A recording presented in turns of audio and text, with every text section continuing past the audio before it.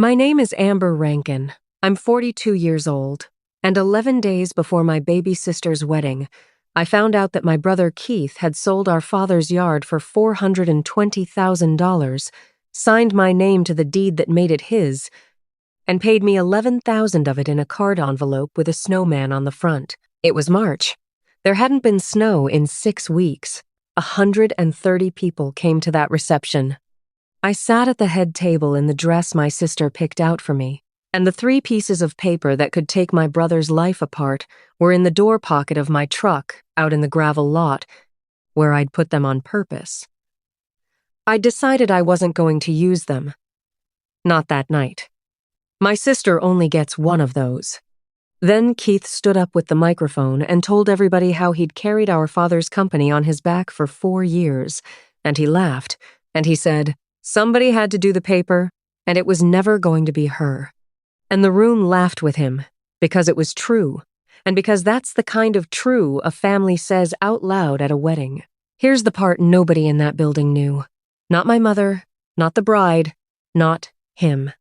My brother had sworn to 2 different things about the same Tuesday morning, 4 days apart, in his own handwriting, and both of those papers were sitting in public offices in this county, with the lights on and a counter and a clerk. Anybody could walk in and read them. It cost me $14. Welcome back to Porch Stories, where the woman who was told not to worry about the paperwork turns out to be the only one who knows what day it was. If somebody in your family has ever done the loving thing of handling all of it for you, and you never once laid eyes on a single page, then pull up a chair tonight. This one belongs to you. Tell me in the comments who does the paper in your family. I read every one of them. Then subscribe, because the thing that finally proved where I was that morning is still sitting outside a courthouse in this county, and people walk on it every day without looking down. Let me take you back to March of 2022. And the last week my family was one thing instead of 2. My father was Cliff Rankin. He started Rankin Flatwork in 1987 with a used mixer, a screed board he made himself out of a 2x4, and 3 acres of gravel out on Ferry Road that he bought because the bank wouldn't loan on it, and the man who owned it was tired. Flat work means the flat stuff. Sidewalks, driveways, garage floors, loading docks, the apron in front of a fire station, the walk from a church door to a parking lot. Nobody photographs it. Everybody stands on it. I started riding in that truck when I was 9, because my mother worked afternoons and Dad didn't believe in a sitter. I got paid for the first time at $11 for a Saturday, most of which I spent on a curling iron I used twice. And by the time I was 26, I was running the crew, which in our trade means you're the one who decides when the slab is ready and when it isn't, and everybody stands there in the dark holding their tools until you say so. I'm a concrete finisher. That's the whole of it. I kneel on a board on wet concrete, and I bring the surface up with a trowel, and I've done it for 19 years, and my knees sound like a screen door when I take the stairs. My hands don't lie flat anymore. If you shook my hand, you'd think I was older than I am, and then you'd look at my face and be confused. There are 2 things about my work you need to hold on to, because the whole story hangs off them. The first is that concrete decides when, not you. From the minute the water hits it, that mix is going somewhere, and there's a window in the middle where it'll take a finish. And if you're late, the window shuts, and you can look at your mistake for 30 years. So we start early, not because we're tough, because you can't chase a pour through the heat of the afternoon and win. In the summer, my alarm went off at 4 to 10, and I was on the site with a light on my head at 5, and the ready-mix truck came down the lane with its drum turning and its lights on, and that is the only part of my life I have ever been able to set a watch by. The second thing is that we put the date on it. Dad had a stamp, a brass set in a wooden box, the numbers loose in their slots so you could build any day you wanted. You press it into the edge while the concrete's still soft, down in the corner where the walk meets the grass, and it says Rankin, and it says the month and the day and the year. Most outfits do a version of it. Ours had a bad 2. He dropped the box in the gravel back in '94, and the loop of the 2 came up with a chip out of it. And he never replaced it because it still worked, and because he was cheap in exactly one direction. So there are, I'd guess, 300 sidewalks in Bracken County, with a chipped 2 in the corner. My father used to crouch down and check it before he'd let anybody wash tools. He said the same thing every single time, and I heard it so many times it stopped being words. Stamp it. Someday somebody's going to want to know what day it was. I thought it was about warranties. That's what I thought it was for my whole life. The other people in this story, before any of it went bad. My daughter is Sierra. She was 12 in that March, and she's 16 now, and she is the only person I've ever met who can make a joke and apologize for it in the same breath. She keeps a coffee can of what she calls the leftovers, the little cylinders the testing lab casts, and then doesn't need, the ones that come back to us with grease pencil on the side. She's got about 40 of them lined up on her windowsill like she's building something. I've never asked her what.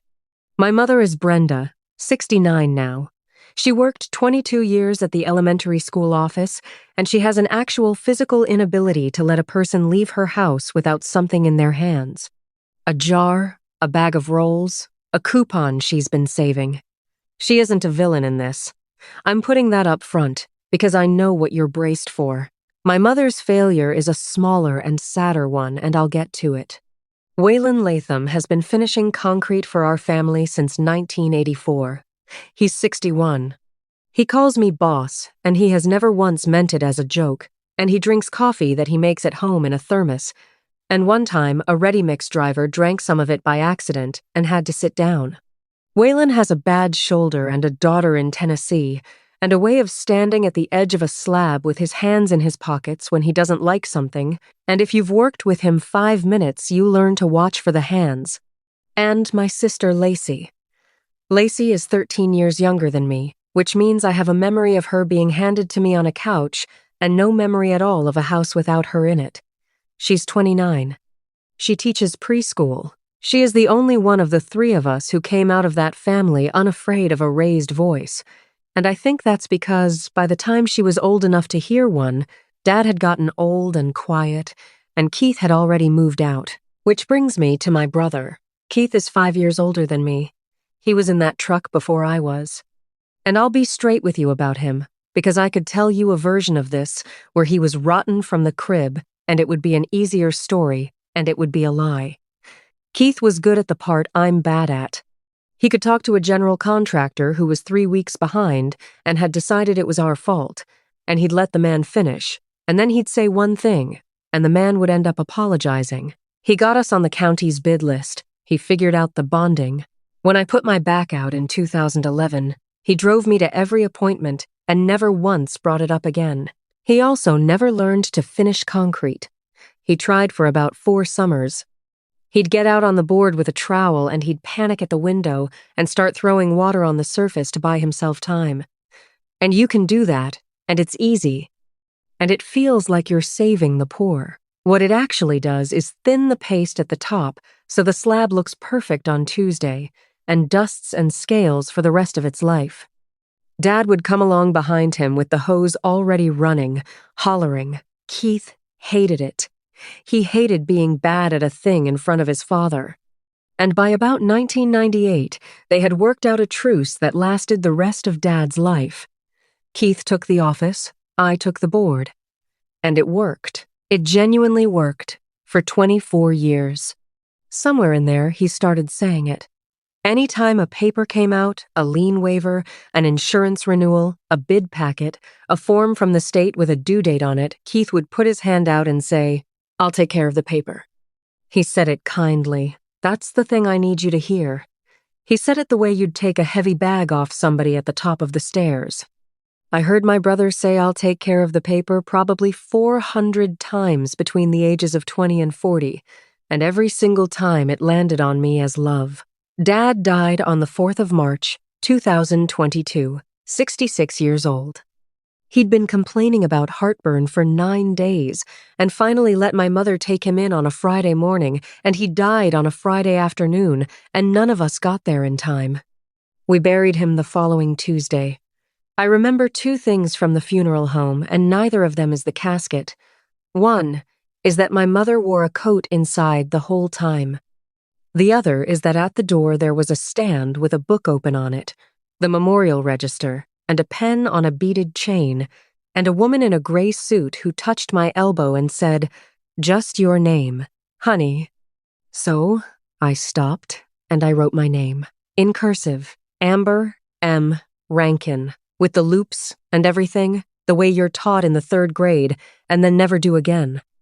I want you to hold on to that pen for a while. I didn't think about it for 4 years. Dad's will was 6 pages, and it was not complicated. My mother got the house and everything in it. The business Rankin Flatwork, Incorporated, and the 3 acres, and the block building on Ferry Road went to Keith and me, half and half. He said it in plain language in the 2nd paragraph. It wasn't ambiguous. It was the kind of will a careful man writes at 60, because he's watched other families do it wrong. Probate started in April, and in the parking lot of the lawyer's office, before we'd even gotten in the cars, Keith put his hand on the roof of my truck and said it. "You've got the cruise. I'll take care of the paper." And I said, "Thank you. I want that on the record, because it matters to what comes after." I didn't just allow it. I was grateful. I had a funeral in my chest, and 11 jobs on the board, and a 12-year-old who'd stopped sleeping, and my brother took the one thing I'd never wanted to touch. And I said thank you, and I meant it all the way down. 4 years went by. If you've ever handed a whole part of your life to somebody who loved you, and never once asked to see it, tell me in the comments how long it went on before you looked. I read them, and I'd like to know I'm not the only one. And if you're staying with me, subscribe, because a clerk at a public counter in this town handed me the whole thing for $14, and it took 11 minutes. Those 4 years were good years. I need to say that, because I keep wanting to skip it, and it's the part that explains why I never checked. We had work. We had more work than we could pour. I put a 4th crew on in 2023. I hired a kid named Tyler who cannot be on time to save his own life, and who turned out to have the best hands I've seen in 10 years. And I have never once written him up for it and never will. We did the addition at the elementary school. We did the apron and the dock at the hospital annex, which is a job I'm still proud of because we poured it in 3 placements around a working emergency entrance and never once made an ambulance take the long way. We did the walks at the Bracken County courthouse annex the summer Dad died, and I'll come back to that one. Keith did the office. He did it out of the block building on Ferry Road, in the room with the space heater and the map of the county with pins in it. Once a year, he'd bring me a stack and tell me where to sign, and I'd sign where his finger was, standing up, usually with a pen off the dash of my truck. I signed a lot of things in those 4 years. I have thought about that more than almost anything else in this story. Not one of those signatures is the one that did it. Not one. Because when he needed my name in cursive, he already had it. Money got tight, in a way I couldn't see the shape of. That's how it presented. Not a crisis, a tightening. We stopped replacing the buggies. He asked me to hold off on the 4th truck. In 2024, I asked about a raise for Waylon, and Keith did that thing with his mouth and said the equipment note was eating us. And I said okay, and I went and told Waylon we'd get him next year. And Waylon said, "Sure thing, boss," and put his hands in his pockets. I want to tell you that I asked to see numbers. I asked twice in 4 years. Both times he brought me a page, a real page, printed, with rows on it, and both times I looked at it the way you look at a page somebody's holding for you, and I said, okay. I couldn't have told you what I was looking at. I've read 100,000 square feet of slab in my life. I can look at a surface in the dark, with a flashlight held sideways, and tell you what the finisher was thinking. I could not read that page, and I was ashamed of it. And shame is the quietest lock there is. Lacey got engaged in the fall to Eddie Mabry, who installs furnaces and who once drove 40 minutes on a Sunday to fix my mother's thermostat and then wouldn't take money.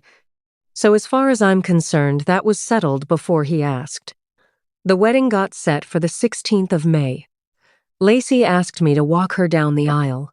She asked me in my kitchen, standing up, in about 11 words, and then she cried, and I didn't, which is our whole relationship. And in February, Keith called a meeting. He did it right. Both of us. My mother's kitchen table, a folder, coffee. He said Dunleavy Concrete had made an offer. Dunleavy is the big outfit out of the next county over 4 plants, their own trucks. The kind of company that buys the little ones and keeps the name on the door for 2 years and then doesn't. He said they wanted the trucks and the customer list and the yard. He said it was the right time. He said we were 3 bad quarters from the equipment note eating the whole thing, and that Dad would have hated it, and Dad also wasn't the one holding the note. I asked what my half was, and my brother looked me in the face across our mother's kitchen table and said the sale would gross a little over $300, and the equipment note and the bond and the back payables would take almost all of it. And after everything, it looked like about $22,000 left, and half of that was mine. $11,000 for 19 years and a father's company. I didn't argue. Here's the ugly truth about me, and I've made my peace with it. I was relieved. I'd been carrying a thing I didn't understand for 4 years, and somebody was telling me I could put it down. $11,000 was a transmission for my truck and the second half of Sierra's braces, and $800 toward Lacey's wedding, which I'd already promised. The check came in March, in a card envelope. He'd grabbed the wrong box off my mother's shelf, the Christmas ones. There was a snowman on the front with a scarf. Inside was a check for $11,000, and on the memo line, in my brother's small square handwriting, it said, "Buyout final." I cashed it on a Thursday. I need you to know I cashed it, and that I felt bad about how fast I did it, and that the bad feeling was about being poor, not about being robbed. I hadn't gotten anywhere near robbed yet. Dunleavy took over on the 1st of April. They kept me on. They kept the whole crew on, which is more than most of them would do. They put us in different shirts and gave us better buggies, and a foreman named Blake Ordway, who is about 52 and who walks a slab before he says anything, which told me most of what I needed to know about him. On the 28th of April, 18 days before my sister's wedding, I was standing at the counter at Kellerton Builders Supply buying knee boards and a magnesium float, and Blake Ordway came in behind me for chalk. And he was being friendly. That's the whole thing. He was being friendly. He said, "Your brother is one heck of a negotiator." He said, "We came up 3 times and he never blinked once." He said, "420, and he still made us take the skid steer at book value. And I told my boss we should have walked, and my boss said, no, that yard's worth it just for the corner. 420. I said something. I don't know what I said. I have tried 100 times to remember, and it's gone. I know I paid, because I have the receipt, and it's for $61.40, and I keep it in a drawer, which probably tells you something about the state I was in. I sat in my truck in that lot for a long time, long enough that a man came out and asked if I was all right. $420,000, and $22,000 left after the payoffs, and 11 of that was mine, in a Christmas envelope, in March. I want to walk you through what I did next slowly, because I did it slowly, and because every single step of it is something you could do tomorrow. The first thing I did was go home and not tell anybody. Not Sierra, not Waylon, nobody. I sat at my own table with the lights off, and what I kept coming back to wasn't the number.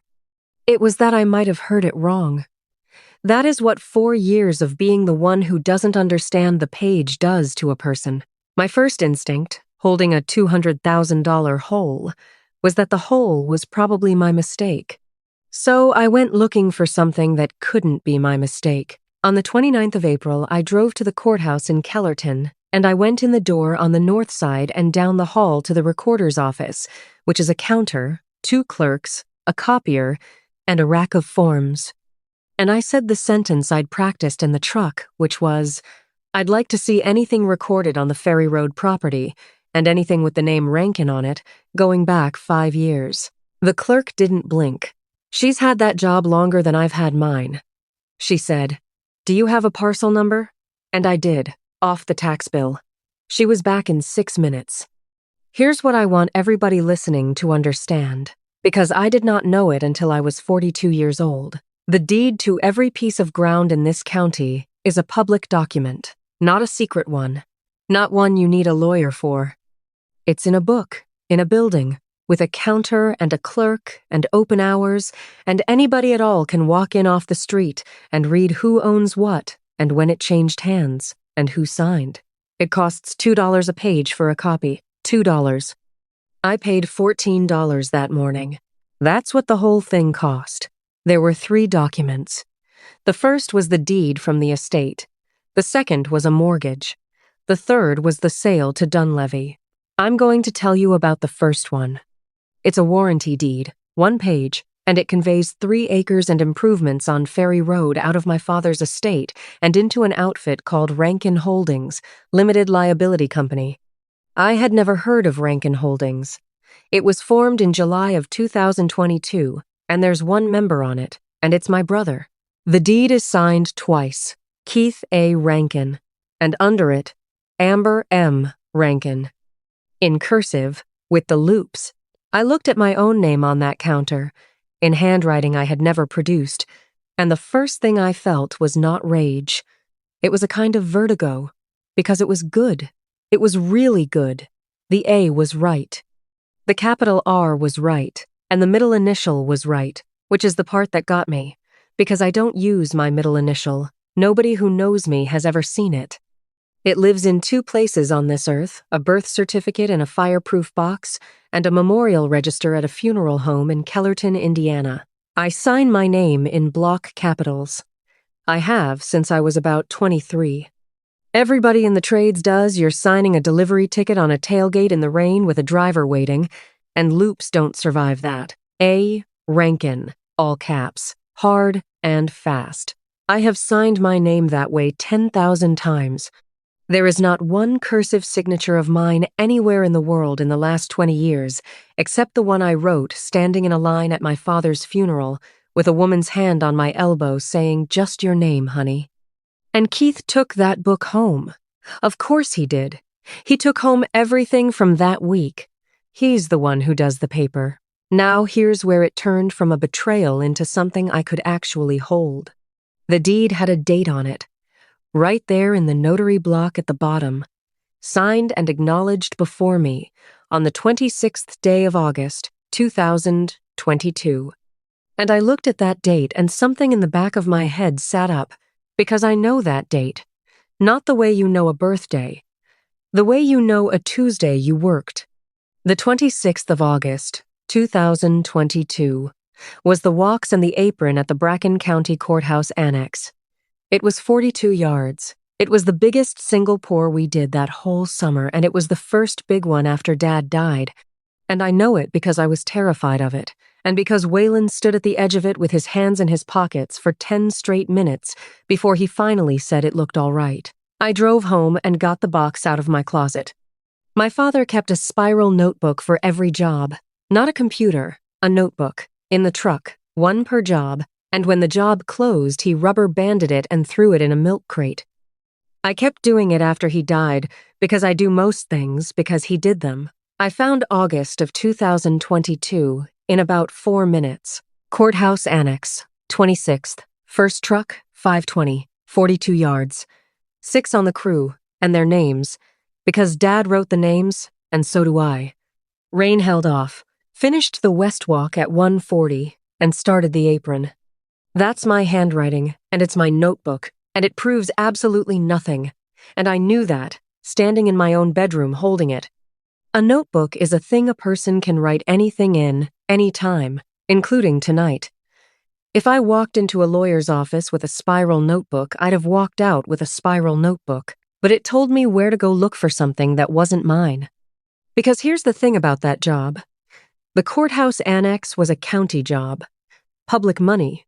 And on a public job in this state, the contractor has to send the county a payroll every single week with every worker's name on it, the trade they worked, and the hours they put in each day, and an officer of the company signs the bottom of it swearing it's true, and anybody who walks in and asks can have a copy. I knew that the way you know things you've never thought about. I'd been handing my hours to Keith's office for public jobs my whole adult life. I'd never once seen the form. The county engineer's office is on the 2nd floor of the annex, which means that to get to it, I walked up the steps I poured. The woman at the compliance desk is named Pauline Whitmire, and she is 57, and she has been reading contractors' payrolls for 22 years. When I told her what I wanted, she looked at me over her glasses for about 3 seconds, and then she got up so fast her chair rolled into the wall. I want to be fair to Pauline, because she has become important to me. She did not help me because she liked my face. She helped me because in 22 years of that job, nobody had ever come in and asked to read a certified payroll for their own hours. She told me later that contractors ask, and lawyers ask, and once a union rep asked, and never once a person. She said, "Do you understand these are sworn statements?" And I said, "No, ma'am." And she said, "Well, they charged me $9.75. Week ending the 27th of August, 2022, Rankin Flatwork Incorporated, Bracken County Courthouse, Annex, contract number and all, 6 names. Line 3, Rankin, Amber M, classification, cement mason, Monday, 10, Tuesday, 10.5, Wednesday, 9. Tuesday was the 26th, and at the bottom of that page, under a paragraph that says the person signing it swears under penalty of perjury that the payroll is correct and complete, and that every person listed worked the hours shown under that paragraph, there's a signature and a title. Keith A. Rankin, Secretary-Treasurer. I sat down on a bench in the second-floor hallway of a building I had helped build, and I put both those papers on my knees, side by side, and I looked at them for a long time. The 26th of August, 2022. On one of them, my brother swore to the county that I worked 10.5 hours as a cement mason on their courthouse job. On the other one, my brother told a notary that I stood in an office and signed away my half of my father's ground. Same morning, 4 days apart on the signing. Both of them in his hand. The recorder's counter is in the old courthouse, and the engineer's counter is upstairs in the annex, and you can see one door from the other across the lawn. 2 buildings, 90 feet, 4 years, every Thanksgiving at my mother's table in between. I never had to set anything up. I need that said plainly, because people do ask. I never put one question to my brother that I already knew the answer to. I never got him talking. There was no trap anywhere in this, and there didn't need to be, because he'd already told the truth to one office and a lie to the other, and then walked out of both of them and gone on with his life. And then I walked out the annex door and stood on the rest of it. The apron in front of that annex is the one we poured that morning. It's still there. It's a good slab. You can tell a good slab in year 4 by the joints, and ours are tight.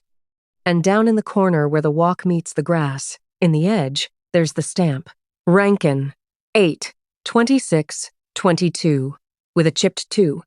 I got down on my knees on a public sidewalk in my work clothes at 11 in the morning, and I put my thumb in that number. And I'm not going to pretend I was thinking anything wise. I was thinking about my father crouching down to check it and saying the same thing for 35 years while I rolled my eyes. Somebody's going to want to know what day it was. I want to say something here about how none of it was clever. People have told me since that it was clever. It wasn't. A deed is public. A payroll on a county job is public. A sidewalk is a sidewalk. The only reason none of it had ever come out is that not one person in my family, in 4 years, had ever spent $14. If you've been told for years not to worry about the paperwork, and something under your ribs went sideways just now, do me a favor and tell me in the comments. Every one of those gets read on this end. And subscribe, because the next person I went to see had my brother's forgery sitting in her drawer with her own name on the bottom of it. And she had 31 years of a clean record, and she did the right thing inside of about 4 minutes. The notary on that deed is Sylvia Dodson. She's 58. She does closings at Halbrook Title on the square in Kellerton, and she has a bowl of pretzel rods on her desk that she does not offer. She just tips toward you, and she will not notarize anything after 4 in the afternoon because she says that's when mistakes live. I did not call ahead. I walked in on a Friday with the deed and the payroll in a folder, and I asked if she had 10 minutes. She read the deed first, and she was fine. And she said, yes, that's my stamp, that's my journal number. And she started to explain to me very kindly what a notary does and doesn't guarantee. And then I put the payroll on top of it. And I watched a woman get old in front of me. She said, that isn't you. I said, no, ma'am. She said, I need to sit down. And she was already sitting down. Here's what she remembered. And here's what she wrote out and signed for me before I left that office. And here's what she did after. And I've thought about all three parts of it a lot.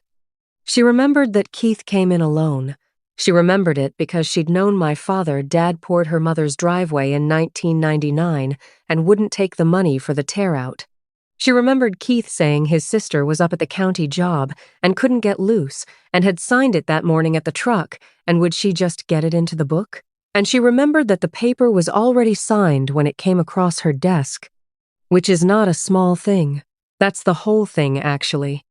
Her jurat says I personally appeared. I did not personally appear. I was on a slab. And then she got out a legal pad and wrote a statement in her own hand, on her own letterhead, and signed it before I left the building. 2 paragraphs. What she remembered and what she did not remember, and she was careful about the difference. And she wrote, I have no independent recollection of Amber Rankin being in this office on that date, and I do not believe she was. Then she called the state herself and reported it. Before I was out of the parking lot, she did not do that for me. She did it because in 31 years she'd never had a bad one. And because a notary's whole job is being the person who was actually standing there, and she'd let somebody take that away from her with a sentence about a sister who couldn't get loose. Her commission got suspended for 90 days. She sent me a card at Christmas. I still don't fully know what to do with that. I owe you the why, because a story where somebody's just rotten isn't a story, it's a verdict. And I'd rather hand you the truth even when it makes it harder. In 2019, my brother bought 11 lots out by the reservoir, Cardinal Ridge, they were going to call it. He put in the roads and the water, and he personally guaranteed $240,000, and he did it without telling anybody in the family. And I found the paper on it the same week I found everything else. It was the one thing he ever did that wasn't concrete. And I understand it. God help me. I understand it completely. My brother spent 24 years being the man who couldn't finish a slab in front of his father, and Cardinal Ridge was going to be the thing he did that Dad couldn't have done. He sold 2 lots. The other 9 are still standing out there in the weeds with the sewer stubs sticking up. By 2021, it was eating him. By March of 2022, our father was dead, and there were 3 acres on Ferry Road sitting there with 2 names on the way to the deed. And I think I'll never know. And I'm not going to pretend I think he told himself he was going to fix it and put it back. I think the 26th of August was supposed to be temporary. Most of them are. I can hold every bit of that. I can hold his whole bad decade in both hands and feel sorry for him, and I have. And it does not get anywhere near a title office on a Tuesday morning with my dead father's guest book in the truck. That's the line. And I drew it myself. And nobody in my family gets to move it for me. I had all of it by the 5th of May. The wedding was the 16th. I want to tell you about those 11 days because they're the part I'm proudest of and nobody ever asks about them. I made copies. I put the originals with a lawyer named Nita Hostetler in Kellerton, who took the folder, read it for 20 minutes without saying one word, and then asked me exactly one question, which was, "What do you want?" And I said, "I want my half." And she said, "All right, that's a straight enough thing to want." And then I decided I wasn't going to do anything until after my sister's wedding. That was a real decision. I sat with it. Lacey has one wedding. She'd been sending me pictures of centerpieces for 4 months. My mother had bought a dress in a color I'd never seen her wear in my life. Eddie's people were driving up from 2 states away. So I decided, after. I told Nita after. I told myself in the shower and in the truck and lying in bed at 2 a.m, after. I put the 3 pages in the door pocket of my truck instead of in the house because I knew myself and because a thing in your kitchen is a thing you might pick up. That's where they were on the 16th of May. Out in the gravel lot at the community building at the Bracken County Fairgrounds, in a truck, 40 yards from the door. The wedding was good. I want that written down too. I walked my sister up the aisle in a church my father poured the walks at, and she squeezed my arm twice at the front, which is a thing she's done since she was 4, and I don't think she knows she does it. The reception was in the community building, which is a long metal hall with a good floor and bad lights. And Lacey had put white paper and jars on the tables, and it looked like something. 130 people. Eddie's whole family, 6 of my crew, cleaned up, sitting together the way crews do at a party, in a clump, like they've been assigned. Keith was in a gray suit. Jax, his boy, is 12, and he had a clip-on tie, and he'd been given the job of the guest book, and he took it as seriously as a job has ever been taken. Trisha, Keith's wife, had done the flowers herself, and she did a beautiful job, and I did not know then, and I know now, that she didn't know a single thing about any of it. My brother stood up with the microphone after the meal. He was good at it. He's always been good at it. He talked about Lacey at 4 years old on the seat of Dad's truck. He got my mother crying in about 40 seconds. And then he came around to the company, the way I knew he would, because it's how he explains himself. He said Dad built it out of nothing, he said. And when he was gone, somebody had to keep it alive. And there was a bad year in there where I signed for things I'd never told anybody about, and I did that so this family didn't have to know what a bad year looks like. Which is, if you turn it just right, the truth. That's what got me. It's very nearly true. And then he laughed and looked over at my table and he said, "My sister's got the hands, I've got the headaches. Somebody had to do the paper, and it was never going to be her." The room laughed. It's a warm laugh. I want to be fair, it is not a cruel room. They laughed because that's the family joke, and because it's flattering to me in the way this county flatters women who work. Your hands are honest, and your head is somewhere else. And then he did the thing. He reached into his jacket, and he brought out the wooden box, and he opened it and took out the brass, and he held it up so the tables in the back could see, and he said Lacey should have it, because she's the last one, and because Dad stamped the date on every walk he ever poured. And he said nobody ever needed to know what day it was. But he did anyway. That was Dad, and he set it down on the head table in front of the cake. Lacey had asked me to say something after him. I'd written 3 sentences on the back of an envelope 4 days earlier, and they were in my clutch. I went and got the microphone from my brother's hand. He gave it to me. He was warm about it. He put his other hand on my shoulder when he handed it over. And I want you to know that I let him, and that I didn't feel anything at all. And I gave my sister her toast. All of it. I told the room about being 13 years old and having a baby handed to me on a couch. I told them about Eddie driving 40 minutes on a Sunday to fix a thermostat and not taking money, and how in our family that's the whole test, and he passed it before he ever asked her. I said the 3 sentences off the envelope, and then some more that weren't on it. It took about 2 minutes. Lacey cried and I didn't, because that's us. And then I said, "Lace, I need 90 seconds, and then this whole night goes back to you, and I'm sorry." And I picked up the brass off the table. I said, "Dad said the same thing every time he set this in a corner. He said, 'Stamp it. Someday somebody's gonna want to know what day it was.'"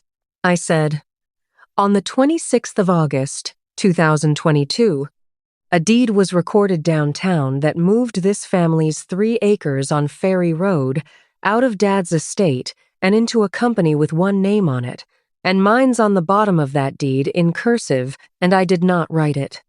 I said, "That same morning I was on the courthouse annex apron from 5 o'clock in the morning until 3:30 in the afternoon, and the county has a sworn payroll that says so, and it's signed at the bottom by Keith."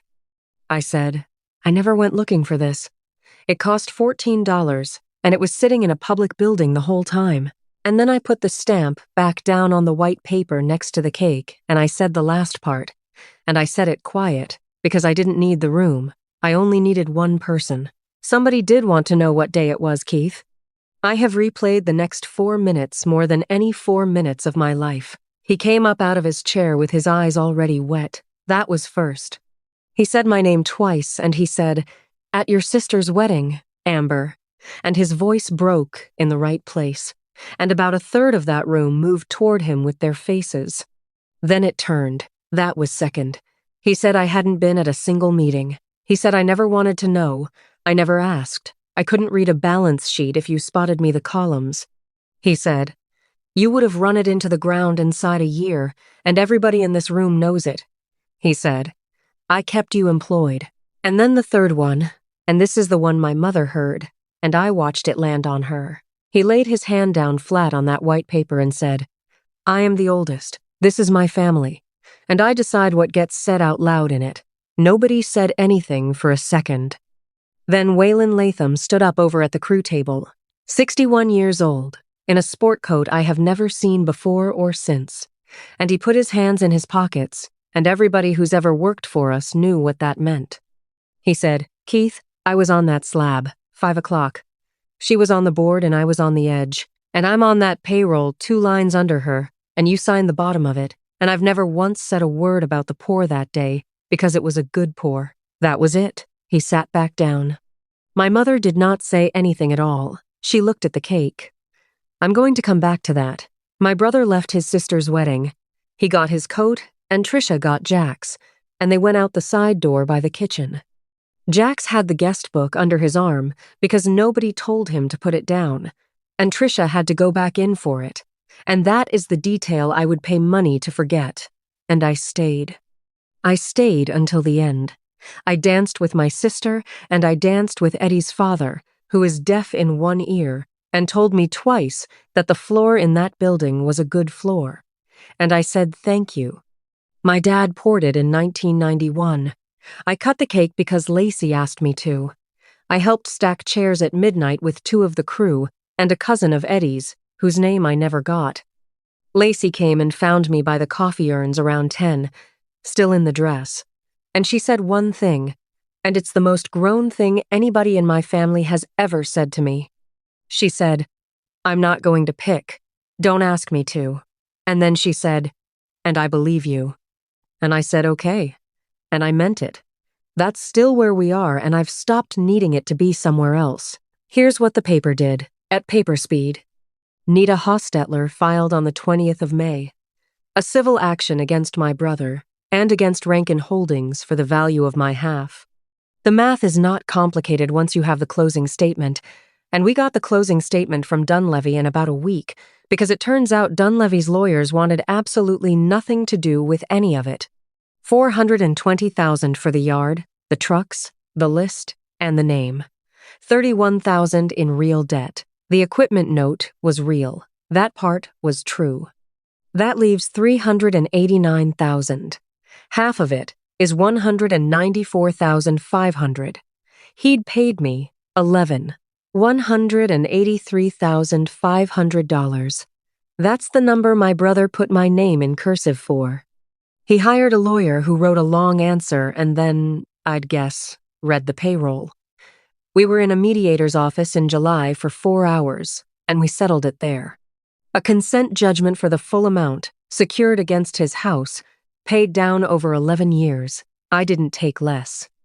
Nita asked me twice if I wanted to take less to be done with it, and I said no, and there was nothing noble in that. I have a 16-year-old and a truck with 210,000 miles on it. The criminal side went its own way, and I stayed out of it. I want to be exact about that, because people assume I pushed. I didn't. The prosecutor's office called me, and I answered their questions, and that is the entirety of what I did. I'd spent 19 years asking that family for things. I was done asking anybody for anything. He pled to 1 count of forgery in September. Probation, restitution running alongside the judgment, and a felony on him, which means the state licensing board is done with him and he will not be pulling a contractor's license in Indiana again. For a man who wanted to be a developer, that's the part that will actually last. I didn't ask for it, and I won't pretend to you that it cost me any sleep. Sylvia Dodson got her 90 days and went back to work and is, I am told, even harder to get a signature passed now than she used to be. Pauline Whitmire put a laminated sign at her counter that says certified payrolls are public records ask. She sent me a picture of it. 3 people have come in since. She tells me the number every time we talk, like a score. And my mother. My mother did not stop speaking to me, and she did not choose him. And I know that's what you want me to say happened, and it didn't. What she did was harder to look at. She asked me, in her kitchen, in June, whether I'd thought about what this was doing to Keith's boy. And I said yes, I've thought about it every day. And she said, well, she'll be at his house for Thanksgiving. She's at mine every Sunday. Since June, she hasn't said her son's name inside my house one single time, and I've never once asked her to. And that's the arrangement, and I've decided I can live inside it. There's a thing in my trade called a cold joint. It's where a pour stopped and started again, and it looks like one slab from up top, and it isn't. And it'll open at that line every time the ground moves. My mother and I are a cold joint now. We hold. We're just never going to be poured all at once again. In October, Lacey drove out to my place on a Saturday. She had the wooden box. She'd had it since May. It stayed on the head table that night, and somebody put it in the box of cards, and it went home with her. She set it on my kitchen table, and she didn't make a speech about it, because she's the only one of us who was raised right. She said, "This isn't mine." And then she said, "Sierra's going to want it anyway." I laid a walk at my own house the last week of October, which is late, and I only got away with it because it was warm. 12 feet, from the back step out to where the gravel starts, because my mother is 69 and the step down onto grass was going to break her someday. Sierra came out and asked if she could do the stamp. She's got her permit and a job at the ice cream place and an opinion about everything, and she got down on her knees on the board next to me in the last of the light, and I showed her how to set it square and hit it once, straight down, and not creep it. October. The year. Rankin. And the 2 came up chipped, the way it has since 1994. She looked at it for a second and she said, "Why do you even do this? Nobody reads it." I used to think a date in the corner of a sidewalk was a thing you did for the county, so somebody would leave you alone about the warranty. Now I know it's the last honest sentence you get to leave in a place, and it goes on saying it long after everybody who was standing there has agreed on a different story. That's my story. One brass stamp with a chipped $420,000 and 10.5 hours on a payroll my own brother swore to. So here's the thing I'd ask you to do, and it's small. If you own any piece of anything with somebody you love, a house, a business, a farm, a lot, a name on a door, go to your county recorder's office this week and ask for everything on file with your name on it. You don't need a lawyer. Nobody there asks you why. You don't have to tell one soul that you went. Mine cost $14 and took 11 minutes, and it had been sitting there for 4 years. Do it before you talk yourself out of it. And share this with the woman in your life who does the work while somebody else does the paper, the one who was told not to worry about it, and who's been grateful ever since. Let her hear this one in her own kitchen. Tell me in the comments who does the paper in your family, and whether you've ever seen a page of it. I read every single one. And if you're new to this porch, subscribe, because there's a woman 2 counties over right now who's about to find out what day it was. That's all of it. Thank you for sitting with me on the porch tonight. I'll see you in the next one.